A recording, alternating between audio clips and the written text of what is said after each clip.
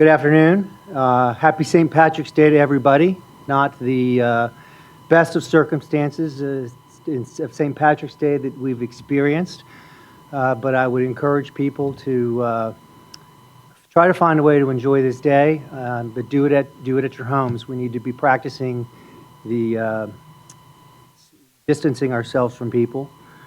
I want to thank you all for being here to cover this today to make sure we keep our citizens informed. We are in very serious times. Our country has experienced many significant and serious times over our history, from the Great Depression to World War II. I remember exactly where I was when I heard about 9/11. And our kids and our grandkids will look back on this moment in time and judge us by how we as leaders and adults act at this moment in time. I simply want to communicate the facts and the data to the people of Jacksonville, so we're doing what we have to do to make sure everybody's safe. And everybody's going to have to play a part in that, which includes social distancing and trying to work from home when you can, and many of the other things that we've suggested. To increase protection today, Governor Ron DeSantis announced that effective at 5 p.m., all bars and nightclubs will close for 30 days throughout the state of Florida. The governor is also implementing a 50% capacity limit for restaurants and asking them to space out their diners with staggered seating.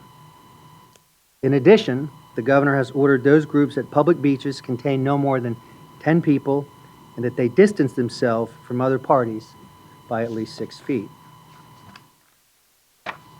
Yesterday, I took the action to limit large crowds to a maximum of 50 occupants at recreational and social gathering establishments. The governor has given discretion to local municipalities to enact tougher guidelines, and yesterday I did. There's been some confusion as to what establishments my restrictions affect, so let me be clear. If you operate a socially driven business or organization, restaurants, churches, gyms, arcades, non-essential shopping, movie theaters, coffee shops, you have a maximum occupancy of 50 people at a time. I know these are tough circumstances, incredibly tough circumstances for a lot of people, and they're going to be awful for the bottom line, for citizens, for businesses, and for families. We're making these incredibly difficult decisions based on official health expert guidelines to protect people and prevent the spread of this disease. These decisions will save lives. This limit also applies to social and professional gatherings, including conventions, large meetings, weddings, and any other large social gathering of people.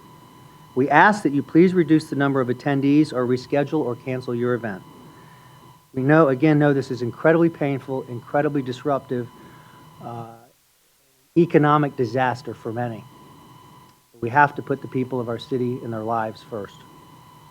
When and where it's possible, we encourage citizens to take advantage of takeout and delivery options from our local restaurants and businesses.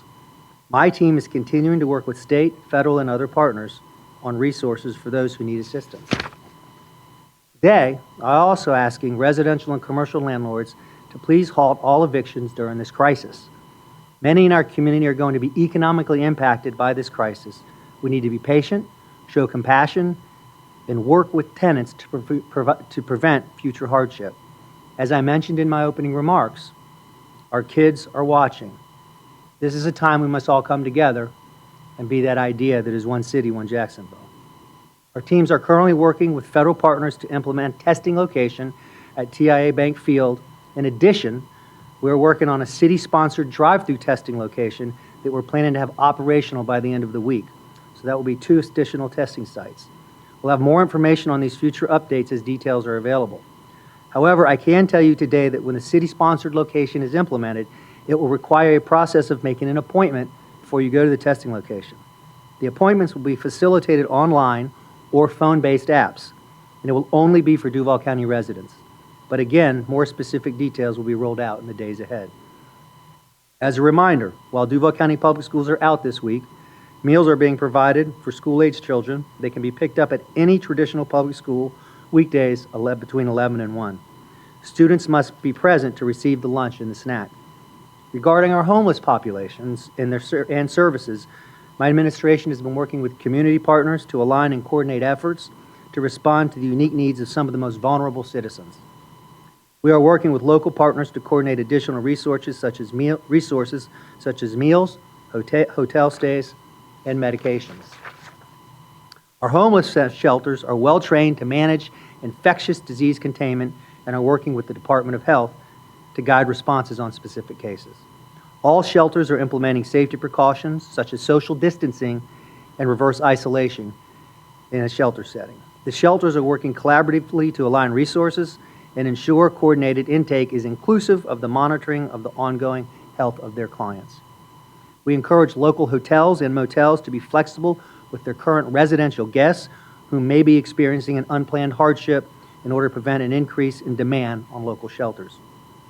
The election is proceeding as planned today in Duval County. My administration is in frequent contact with the Supervisor of Elections. We are not aware of any issues. I'd like to thank Supervisor Mike Hogan for his work there. I voted today. They presented me with hand sanitizer and wipes, and when I was walking out, they reminded me to do it again. In conclusion, I want to end where I started. This is a critical moment for Jacksonville, the state of Florida, the country, and frankly, the world. We must stand united and do our part to answer this call so we keep everybody safe and we come out of this crisis together. I'm sure you've all seen there's a Fred Rogers quote circulating on social media lately saying, "Look for the helpers." Jacksonville, it's time for us to be helpers, each and every one of us. Help your neighbors, help your friends, and play your part in social distancing.